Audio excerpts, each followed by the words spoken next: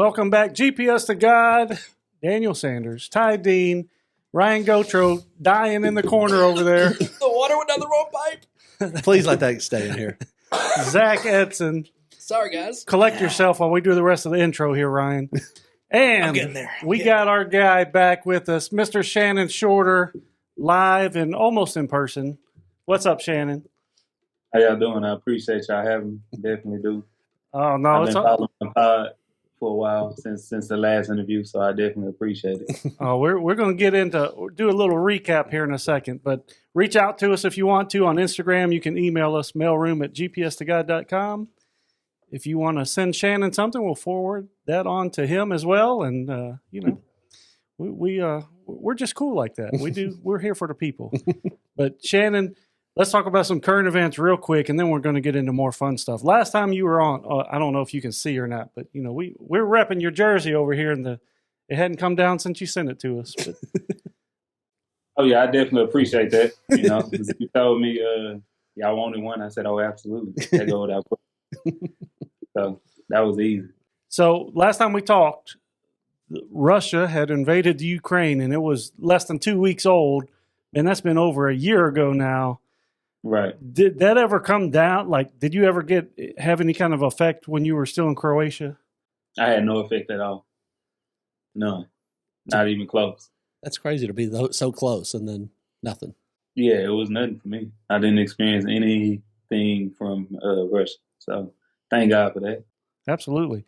All right, let's get into something a little. We were talking about food just a minute ago before we hit record. You just came back from China. You were playing ball in China. How was that? I mean, we're going to talk about some food in a minute, but how was playing ball? You ever been there before? Yeah, I've been there a few times. So China, I know what to expect, is very physical. Like the refs let the the local players get away with a lot. I mean, it's expected though. Overseas, obviously the Americans are a little bit more skilled and etc. But I always tell people it's like a glorified open gym. As far as the way the game is played, is literally like running up and down, shooting a lot of threes. So if you know how to score, if you know how to put the ball in the basket, you can go over there and make a lot of money. I was going to say, you got to go over there and fill it up or you get sent home. Quickly. For those that don't know, that might have missed the last episode Shannon was on, he's a basketball player. He has played in dozens of countries, has a great story of how he got there. So go back and find that episode. We're not going to rehash what it all took to get to that. We're just going to talk about some current stuff. But food, for Americans, Asian food can be crazy or eccentric. Is there any crazy stuff you ate in China? Or do you stay pretty safe? In China, I eat the same thing every day. Are you serious? Every day? Yeah, literally every day. What is it? For breakfast, I'll get 3 eggs over easy, over hard. Some fruit, like a variety of fruit, a bottle of water, and some grilled chicken they had just for protein. For lunch, I'll either get salmon or chicken, rice, vegetables, potatoes. Every day. Every day, lunch and dinner. Sometimes I'll order Pizza Hut. We had a Pizza Hut in our city. I'll order Pizza Hut or KFC. But other than that, stick it to the basic. KFC and what's this time span? How long is this time span? We were 13 hours ahead. Okay. How long were you in China though? 3 months. Oh yeah, 3 months. Yeah. About 3 months. Exactly. And they have KFC in China. Yeah, they got a lot of American restaurants. KFC, Burger King, McDonald's. The question is, what's on the menu? They call it Kentucky Fried Chicken, or is it just KFC? They're like, we're not going to bother with Kentucky. I've had KFC in multiple countries. That's crazy.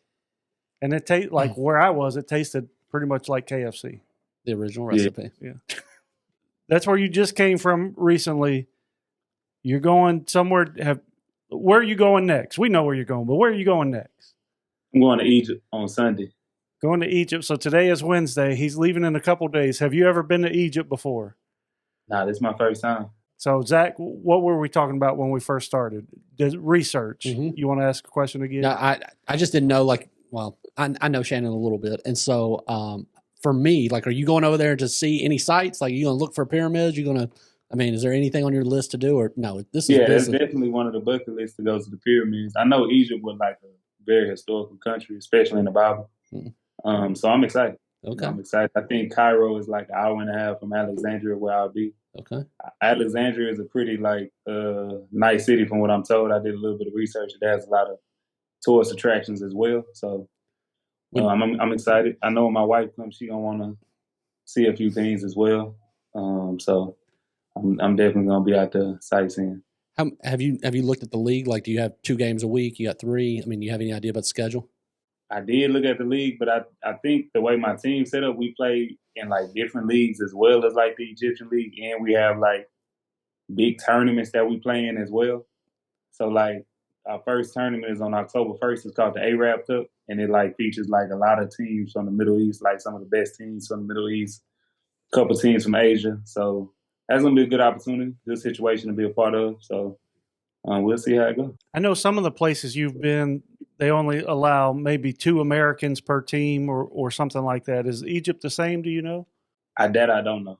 I know we just signed Manny Harris. He played at Michigan University, played in the NBA a little bit. He's been overseas the last about the same time frame as me. So he's a pretty good player, though. I played him in China, so we'll see.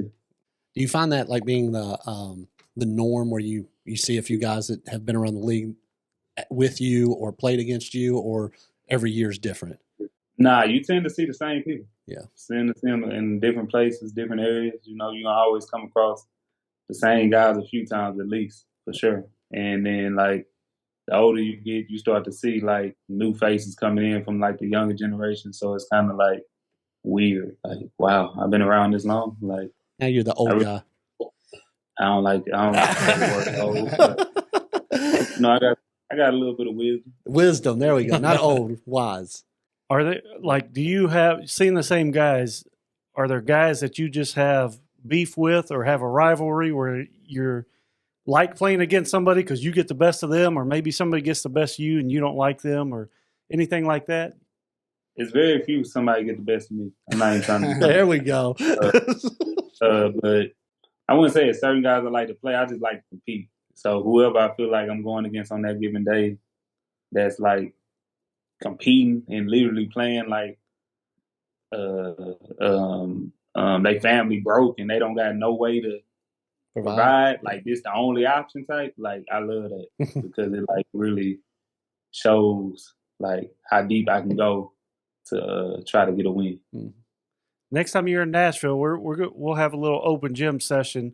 Me and Zach will be out on the side just hanging out, guarding each other. But we're going to let my man Ty guard you. He's the greatest athlete you've never heard of yet. So he's a baller in every sport. So me and Zach are going to watch the show. Yeah. I'll recruit a good team, Shannon. How about that? I'll make some phone calls. We'll build it. That's what I say. That's a little, yeah. I don't know about that one. You got a nice little clientele. You're on that team. Nah, absolutely. So, when you're playing for different countries, do they have like rivalries with other countries, or is it kind of like, since there's new players a lot or people are getting switched around? Do the rivalries is it kind of like we just said between players, or do they have like specific team? Like they have like a Lakers Celtics over there? Oh, absolutely. I don't know if you've seen like, it's partly do you follow like KD at all or anything? So like last year after he lost in the playoffs, he went to Greece for the finals. And no, I'm sorry, was that Greece? Yeah, Greece for the finals. And Olympiacos was playing Panathinaikos, right? And that's like, no matter, it's not more so about the players, it's more so about the team, right? And as far as like the brand of the team. So no matter what players come in, like the team still have like 40 years of right, yeah. I don't like you. So I heard it's a team in Egypt like that that's gonna be battling with my team. So I'm excited. I know the fans overseas are like fans that you will probably never see in the United States. Well, they don't let us bring fireworks in like they do over there. Fireworks, like it's insane. Like the National Guard has to like barricade the courts when it's like a rivalry game. Like Jeez. it's wild. It's like Malice in the Palace, but turned up a little bit. No, seriously. But with an atmosphere like that, does that make you? Do you feel like you play better in that situation, or you just every day's the same thing? Let's go. Let's go time. Basketball.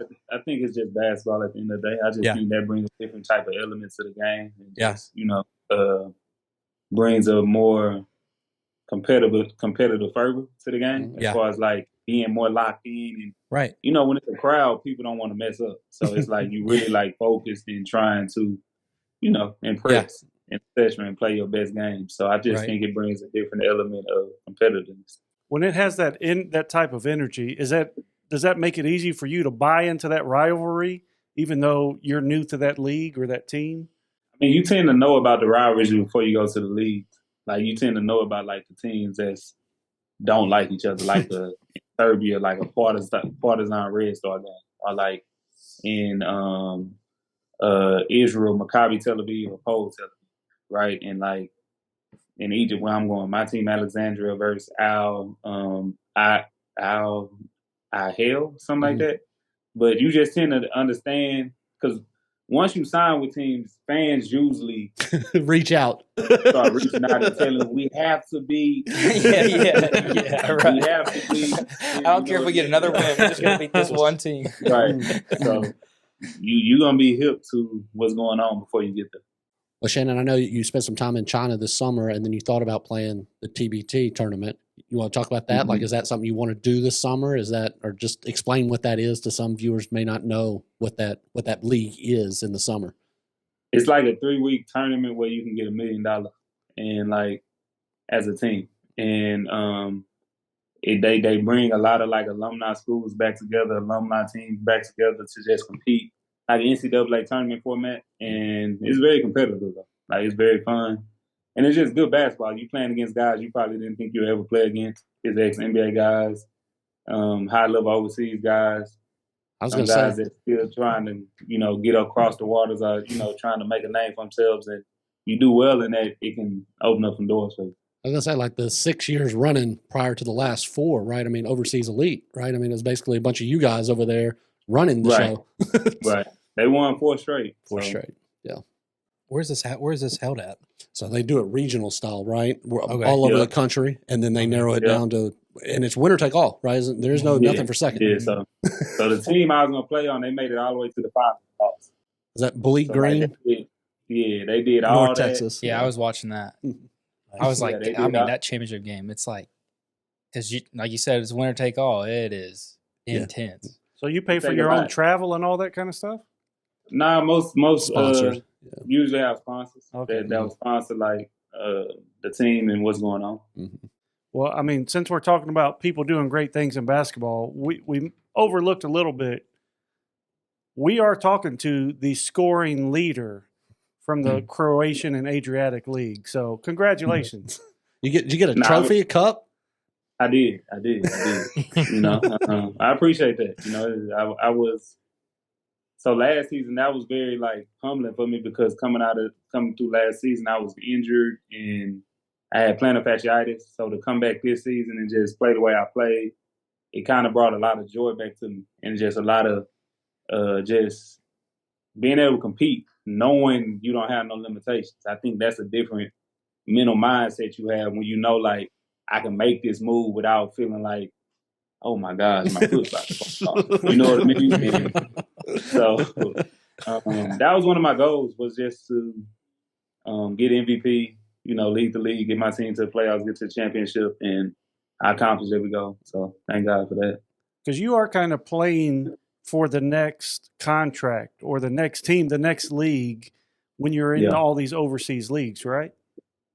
Unless you sign a multi-year deal, for sure. Like, you got to still, like, I mean, granted, like, I just won MVP last season, and I was 33, and teams in Europe were still looking at me like, okay, he did get MVP, but he's 33. Mm-hmm. So it doesn't even matter sometimes, what you do. You just got to, continuously attack, continuously do what you're best at, and, hope for the best. And you got to have a good representation because, like, your agent carries a lot of weight in his relationships and who he knows and the intel he has with teams, that helps a lot of guys for sure. Well, and that is a different world than an agent here in the States. I mean, you got 30 teams here that he may know so many GMs. Think about all the leagues that are overseas that you have to have connections with teams and GMs. Yeah. Like that agent, you know, he's the gatekeeper, and you got to have, you know, that job is just, it's nothing like being an NBA agent. Nothing. Have you had the same agent for a long time, or?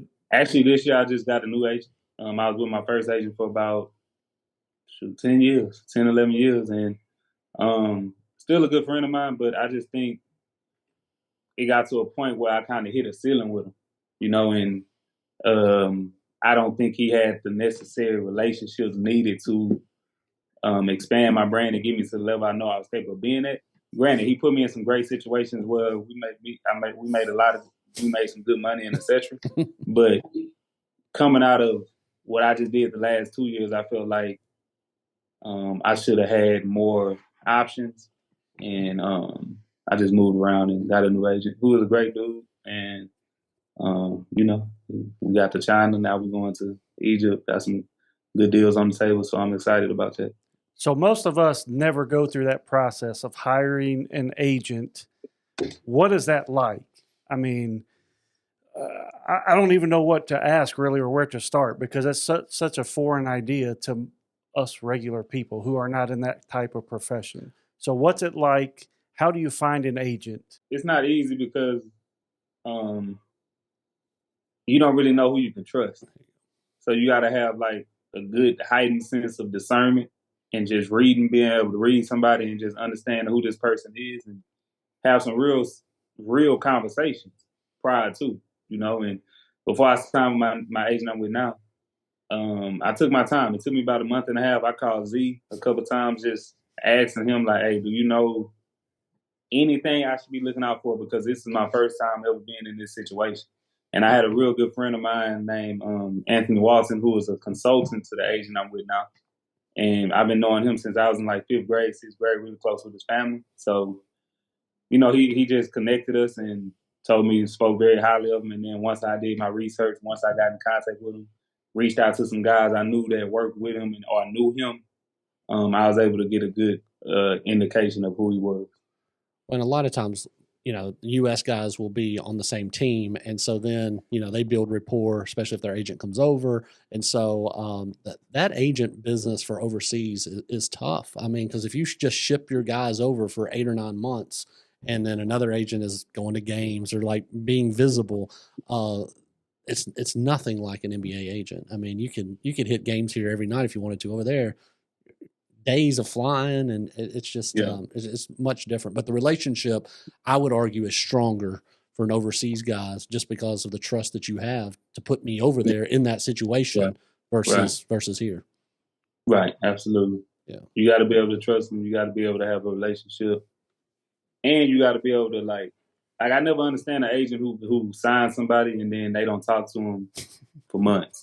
Like that's weird to me. It's like that happens. Yes, it That's does. crazy. It's For sure. almost like I'm gonna place you over there and then call me when you're ready to come home. It's like they don't check up on you. No. They don't, you know, tap in with you just to see how things going. You know, just I'm not just like with me personally, like when I found my agent, I had to like have a relationship with him outside of the business and a business relationship. So I really know who I'm getting into, who I'm going to war with and battling with, because some people just grind me and shake. Like, there's some agents out there just all about a dollar, won't tell you about deals because they don't feel like it's substantial for them in a sense. So they'll hide the deal from you. And it's like, bro, you know you work for me. I don't work for you. So how are you not relaying information to me that's beneficial to me? You know what I'm saying? Like, you don't get paid unless I get paid. So yeah. And that's another thing, like agents for overseas guys get 10% versus the NBA gets 3%. So there's some incentive to, like, if you're on the crust of making the NBA, I'll send you over there and I'll get 3 times what I would make if you made the team here. So, you know, money does crazy things to people. Well, it makes sense being, like you were saying, just the commitment that it would take to do it if you're going to be a good agent. Mm-hmm. But also too, that is an incentive. I can see the incentive of I just mean, I can't even shipping name someone off and being like, make me 10% instead of 3. Like that's So why is there a difference for for the percentage? So the teams why is pay it a 10% versus 3% difference? So the NBA, the guys pay that. So, my clients pay their agent out of what they get, right? The team pays his. So the team is incentivizing the agents to send guys to me. And the way they do that is to increase what I pay you. And it doesn't come out of his pocket. Like the NBA and overseas, we not getting $60 million a year. Yeah, 3%. A team ain't gonna pay 10% of $60 million.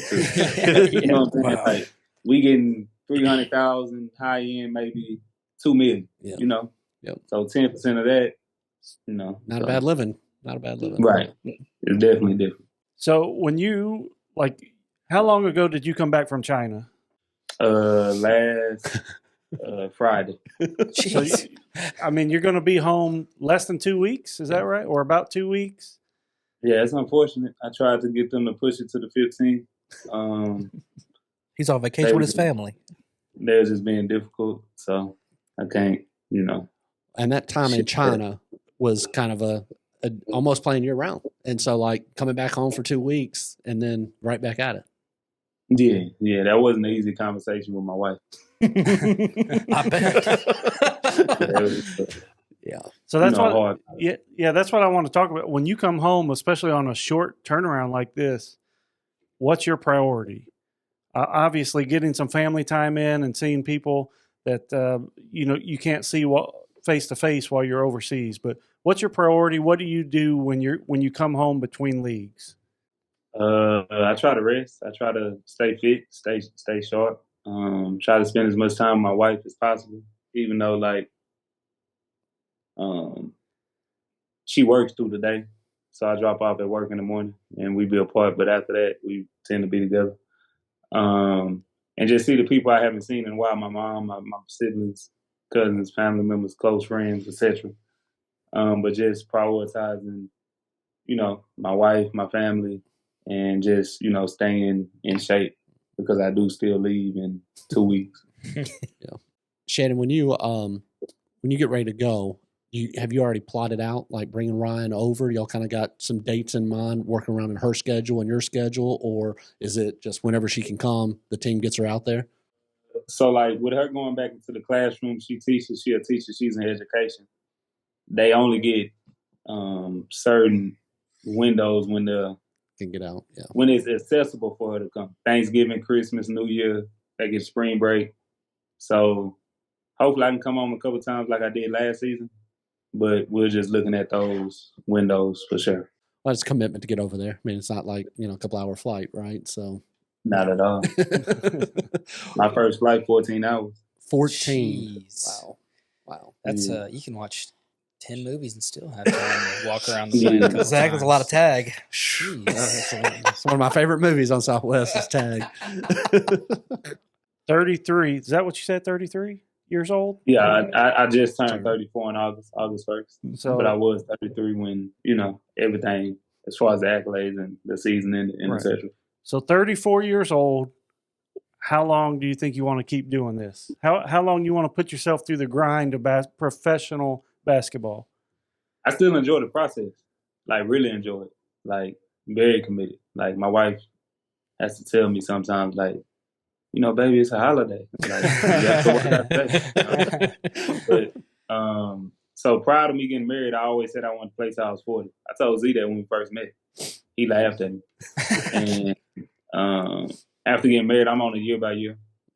So if it just makes sense, I'm not just leaving just to leave anymore. It got to make sense. And we trying to start a family eventually. So that kind of weighs on me as well.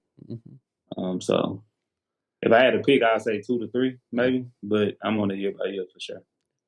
Are there any places you have not been yet that you hope you get to go see, whether it's just traveling there on a vacation or playing in a certain country? Yeah, I've never been to the Philippines. I haven't been to Egypt, so I'm excited about that. I really haven't played in Africa though, So just to be going, in that continent right there, I'm excited about that. Are there many African teams besides Egypt? Like Yeah, it's a whole like African league called the BAL. It's kind of like has the NBA backing it and etc. So it's pretty solid. It's a pretty solid league. I Is heard that of the- BAL. I didn't know. Is that the Basketball Without Borders? Is that a tie into that? It's in a connection with it. So when you go into these different countries and everything to play, is there ever like a random rule that's just like off the wall? I know we have that we talked about where you can have like one or two Americans or one or people out of the country that can be on the like that a rule, but just like a rule on the court that's just kind of random, like no 3-pointers or something silly like that. So when I went to South Korea, the rule was you had to have a guard that was a height restriction, wasn't it?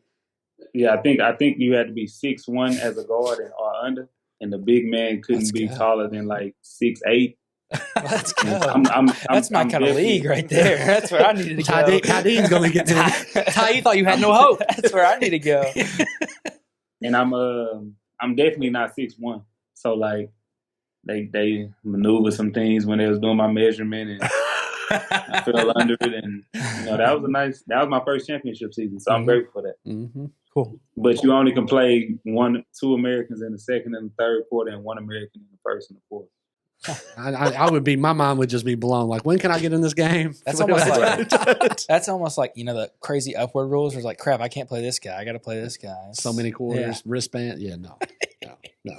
What are some things that you negotiate with a team before signing on? Flights, my contract. Sometimes I need a car. It just depends on what country I'm going to. Mm-hmm. Bonuses. You ever do living, like where you stay, or versus if you had a family coming over, or putting them in school? I mean, everything's negotiable, right? Right, everything. I haven't done that because obviously I don't have no kids right now. But when I went to Turkey, I tried to get my wife a job at some school, but I just think they didn't plan it the right way, so it didn't work out. Everything's negotiable. Everything's negotiable. I mean, from food, like cards, to, I mean, you name it, like cars, like he said, everything's negotiable. Everything. That's why you need that good agent. I was about to say, if you didn't know going into that, it seems like you could kind of get left out on some things that other guys are getting that you should have got or could have got. Absolutely. Ryan wants to be the ball boy. He said negotiate that next time. Dude, bring me on. Let's go. What's that guy that follows Kaminga I put a word in. Deal. He's only going to charge you 15%. You got to pay Shannon 15% of what you make. We'll see what that bottom line number is, and we'll negotiate. Shannon, you are probably one of the more driven clients that I have, as far as like having a vision of things when ball is done. Mm-hmm. Have you given any thought, if it's 2 to 3 years out, what we've talked about TV, we've talked about coaching and other things, but have you given any more thought to what you want to do after ball? Everything comes back to those windows. Mm-hmm. Coaching, which is not really up here, is more so like here. But as far as being a commentator like Stephen A. Smith, that's like top tier for sure. Okay. Like for sure. I know we've got a common friend that's at Ole Miss, and didn't know if that piqued your interest at that level, or you could see yourself, coaching and giving back to the community. I feel like I can resonate with a lot of people as far as like my story and etc. And then like just being, I feel like I could be in player development. My coach at UNT, he still reaches out to me like at least every summer. Just okay, where you at with it? Like what you doing? I got a opportunity for you if you want it. We go eat lunch. He always bring it up. So that's an option. And then other coaches have reached out to me as well. So, and then what's new is, you know this, one of my best friends is Toby, the rapper Toby in Wigway. So he wants me to be like his assistant.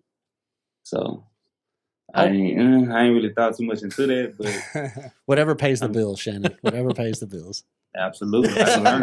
So what is it about, like, broadcasting, TV personality, like the Stephen A. Smith? What is appealing about that to you?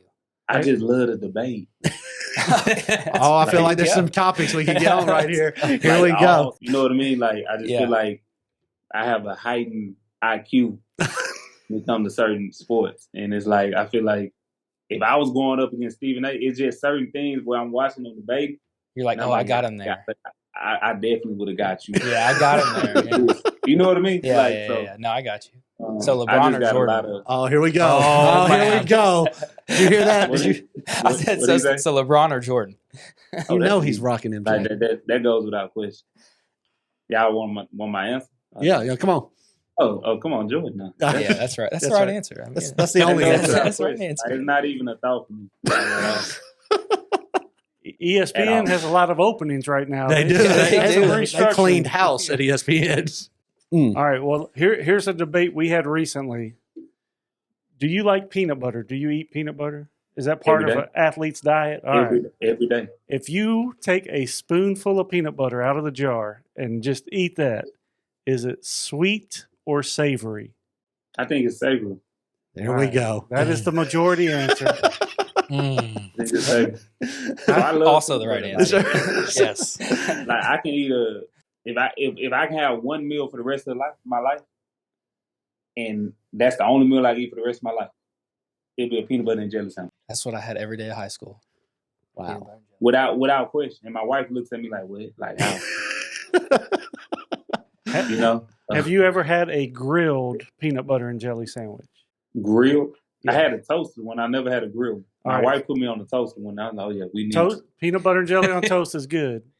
Do this a little more. Next level, just like you make a grilled cheese, you put butter on the bread, you make a peanut butter and jelly sandwich, throw it in the skillet just like a grilled cheese. I'm telling you, best thing. Shannon, we'll need your review when you try this. Okay. You're going to want to put that on Instagram. You're going to be like, this is it right here. Fried peanut butter and jelly? He's going to have contract negotiations for the next team. I need a chef to make me grilled peanut butter and jelly 3 times a week. Shannon, what about outside things that you're looking to invest in? I know you got Mama Food Truck. I know, some other opportunities or interest you. You got to enlighten us on opportunities that overseas guys have. Yeah, so I really want to get into real estate, whether that's buying and flipping, whether that's buying a duplex, whether that's leasing out my house, paying off my house, and then getting another property type. I want to get into real estate. I thought about gyms. I've thought about the trucking business as well. I heard that's very lucrative, but at the same time, I know, like, you don't just.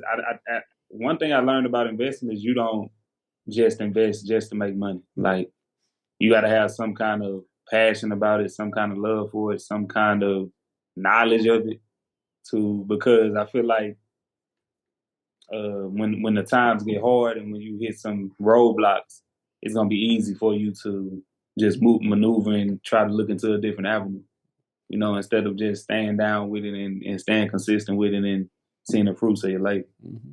So those are a few things that's been on my mind. And then, like, I do have some good friends that's investors who invest in, like, tech companies that get you, a quick 3-month return and et cetera. That's fully guaranteed. So I do dive into those as well. So there's things outside of ball. And I know before you were married, we rented out the house, right? I mean, nobody was there. It's a little different when you got Ryan at home. Right. That was a good year for me. She might not take too kind to somebody just walking through the door. Right. Absolutely. Last time you were on, you talked about your mom's food truck, potatoes with a twist. You got an update on that? Is mom doing good? She still have the passion for it? When COVID, she still got the passion, but when COVID happened, it slowed down everything, right? So, like, praise God, the last 3 weeks she got back rolling. She had two events. She's still, like, putting other food trucks in position, but she's back rolling. So that's that's a start. Let's just stay consistent with it. We'll see. Well, that's great. What we doing anything for the foundation this year? I know you're getting ready to head back out, but I mean, you doing backpack drive or anything? With a backpack drive, it would have happened, but I was in China, so my face not being there would have made it a little bit more difficult. But I'm excited for our turkey giveaway we have in the housing projects. and I'm gonna have one in A-Leaf where we give out about 100 turkeys, 100 turkeys plus. I'm excited about that. And then we think about doing something around Christmas. But the big thing is next May, our scholarship giveaway that we've been doing for the last 4 or 5 years. It's Only Right Foundation. You check them out on Instagram. And is there a website? Is there another way that they can find out? Are you just using Instagram? Yes, sir. Right? Yeah, you it's got a website. IORfoundation.org. Yeah. IORfoundation.org. That's our website. And then on Instagram, Facebook, it's On the Right Foundation. We doing a lot of stuff. So I'm excited. I just try to serve the people and be a light and be a vessel. It's Only Right Foundation serves a lot of underprivileged children, and it's cool seeing those stories and videos on Instagram when they're giving away money and backpacks of school supplies and turkeys and all kinds of stuff. It puts a smile on your face. It does. And I've been blessed to go down there and see it firsthand, and to see a kid get something that they may not otherwise get. To give back to your community is great, and you do a great job at it. Is that a tax write-off if somebody donates to It's On the Right Foundation? Absolutely. There you go. Get you a tax-free donation right there. There's your reason to do it. Shannon, there you go. Man. It's just not me, though. My wife, she comes up with a lot of ideas. Like, I'm more so just a pretty face person who, like, I see stuff, like, down the line how I wanted to come about in a session. But everything, like, okay, how we gonna get to this point is my wife and my partner Jay Hood. They're the logistics coordinators for you. Oh, absolutely. Like I'm just like, hey, I want to do a turkey giveaway. We want to do it this day. Figure it out. Details. Let's get there. So I do appreciate them for sure. All right, we talked about MJ being the best basketball player ever. Is there somebody you modeled your game after? I wouldn't say I modeled. I was just a big fan of like certain guys. Tracy McGrady coming up, Kobe, Carmelo, Andre Miller. I probably surprised some people because he had like a slow pace to it. Sam Cassell. Like I'm not very fast, but I'm very deceptive. And those are guys who it's like Ryan's speed on the softball. I'm nothing compared to that. You got me beat by far. Deceptive. I didn't say athletic talent. I did pick up some things from those guys for sure. There's a lot of Houston guys. Tracy McGrady, Sam Cassell. Who else you name? Carmelo. Carmelo. Andre Miller. Yeah. Guys like that. Yeah. I have seen some of his videos on Instagram, of course, highlights, and he's deceptive. Guy's got it. He's like, oh, I got this dude shut down. Next thing you know, Shannon's at the rim. The dude's like, what happened? Where'd he go? He's a pro. He's a pro. Yeah, it's 12 years. That's a long time. And then college, and before that, like Zach's trying to make you feel old. He's older than you are. So. Oh, absolutely. Just a little. Come on, just a little. That don't mean nothing to me. I know. If we still went on the court, I know. You play golf? Zach's been raising his golf game lately, so he's it's the only sport I can do at 40. I'm probably the worst golfer in the world. There we go. No, you haven't played with me yet. I played probably twice, but I don't. I'm trash. I'm just trash. Like I'm a very self-aware person, so like I know, like that ain't you. That ain't you. I feel like even if I put the time in, it's not for me. So. He'll catch you at Top Golf though and grab some food and donuts. Right, that's me. That's my speed. He might not eat the donuts. He's always in training mode. But I'll eat the donuts. Yeah. Shannon, I was going to ask you, through ball or outside of ball, what's been the most rewarding experience that basketball has provided you the opportunity to do? Just the foundation. Yep. Without question. So like everything I'm doing now is what I envisioned when I was like broke. And like before I went to Mexico and went on that little excursion and $500 a month and all that. Like I had this vision. I was praying to God just for opportunity, and He blessed me with one. And I just think you can't forget them conversations you had with God when you was like on the way up, if that makes sense. Like I feel like people make it to where they finally wanted to make it to, and just forget everything they told God prior to when they make it.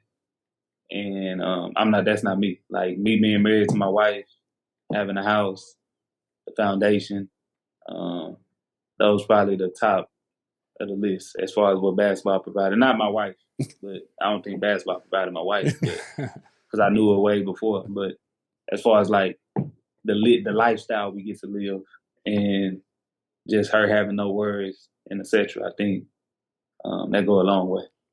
You're one of the good ones, Shannon. You're one of the good ones. So let's talk a little bit about keeping your spiritual foundation strong while you're traveling all over the world and doing all this stuff, having quick turnaround, come back home to the States for 2 weeks and then turn around. What do you do, or what are some of the things you do to stay connected with God and keep that spiritual foundation when you're not in a home city, home church every week all the time? I think this has been my routine for the last, since I was probably like 22, maybe. I wake up about 3:30, 4 o'clock. I pray. I read my Bible. I meditate for about an hour and a half. No matter where I'm at, no part of the world. Like first thing I'm doing in the morning, phone on do not disturb, praying, reading my Bible, getting in the Word, because I feel like that's what Jesus did.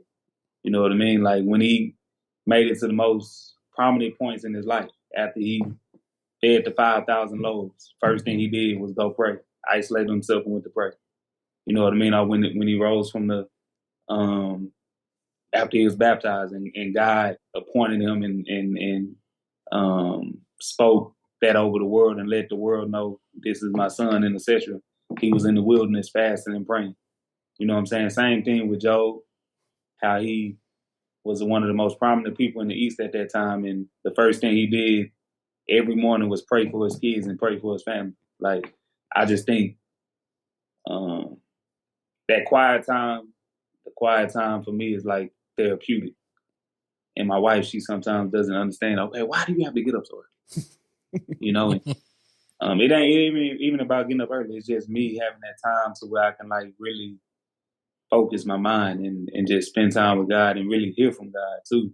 You know, because I feel like when you're moving about a lot and when you on the move a lot and when everything is like loud around you and etc., it's hard to hear because you're not being able to be still. So when you met up, so being able to be still for me is like that time where I can really understand what God has for me throughout this day, throughout this week, and etc.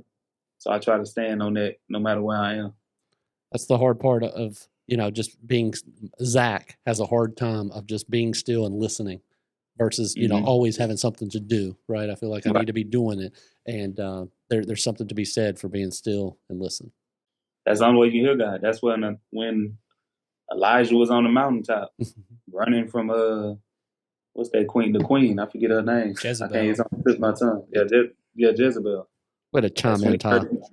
That's when he heard from God. He heard from God on the mountaintop in the cave by himself. But he had to get away from all the noise. And once he did that, God spoke to him. I saw an interview with Ray Lewis, and I'm not trying to compare Ray Lewis to anybody or anything. I didn't know where this was going. But he was talking about when he got arrested back in the day, he had been running around, been on the move, all this kind of stuff, and kind of ignoring God. And he said, I got arrested. I'm sitting in a jail cell by myself. And he said, I hear a whisper, and it's God saying, can you hear me now? Yeah, I seen that. Just had to be quiet, but exactly what you're saying. We can have a busy life and add all these things to our life to the point where we block God out. I think in your darkest moments is like when it can go one or two ways.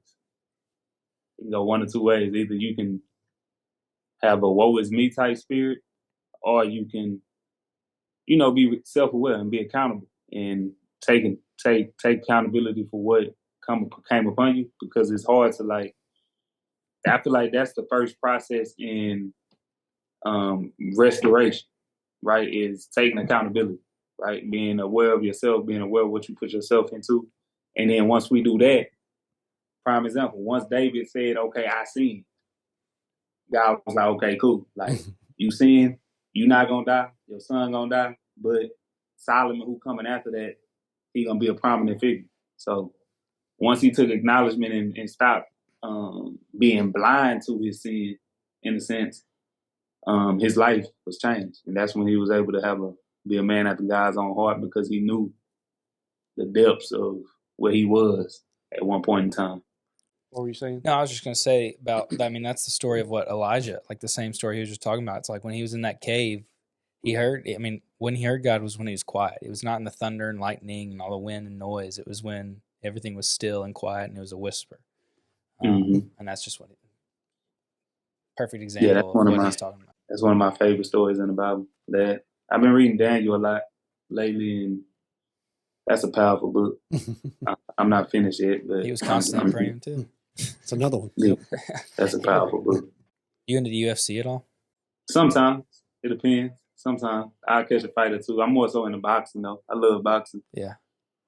So, but UFC, it just depends who fighting. Yeah, that's how I am. I feel like there should be some debates around that. Is Crawford going to get him again? Oh, for sure. Like, I feel like Spencer Dog for sure. Like he can fight, but I just think Crawford has too much to his skill set. Like I think Spencer's more like he really got to change his whole plan if he want to have. I don't think it will be as like dominant as it was the first go round, but I think Crawford gonna win for sure. So would you like to see, say, Crawford and Tank? That'll be a good fight. Okay, that'll be a good fight. I think they both move around the ring. I think they both got good head movement. I just think Crawford has better I wouldn't say reflexes because Tank got some pretty good reflexes, but has the more IQ. Okay, Like can think in a fight and make that adjustment quicker. And I think they go to Crawford. I think he's one of the smartest fighters. I was telling people before the Spence fight, like, yeah, it ain't 50-50 at all. Like, I don't know what y'all watching, but this ain't gonna be 50-50. All right. So since you like boxing, I don't know that much about boxing, but what is it like a genuine analysis of Jake Paul? Is he good? Is he a good boxer, or is he just fighting the people that he knows he can beat? He's a solid fighter. He's solid. Okay. Like, I'm not gonna knock him because I feel like if you get in that ring and you beat people, right? that's not like easy to do. Like no matter how he making it look, like he knocking guys out and etc. Like once you get in that ring, it can you basically it's willpower and it's like you can die in that ring. Like so. When he first started, I thought it was obviously a stunt, more of a stunt, a gimmick, yeah. But then as he's gone along, it's like, okay, he's kind of serious about this. Dude's actually trying to be a boxer. I mean, excuse me, I still don't take him serious. Like he's not going to go and right. He's not going to go and box Crawford or Tank and no, exactly, yeah. But like, yeah. Have y'all seen that like little mini series about him? No, going boxing. It's like a 4, 5 part little mini series that shows him on his boxing path, like making the decision and going all the way through. I don't know, 8 or 10 fights or something like that. I don't know what. His fights are. He need to fight just a real fighter though. Like he can't fight UFC fighters that train totally different from a boxer when you just train in straight boxing. Like, you know what I mean? Like fight a real fighter, then I can have a different type of understanding of okay, who this is.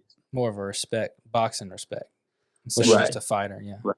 Well, Shannon, we're like 30. What are we like 60 days from the NBA season? You want to go out on a limb and tell me who you think's gonna win it all this year, or who you like?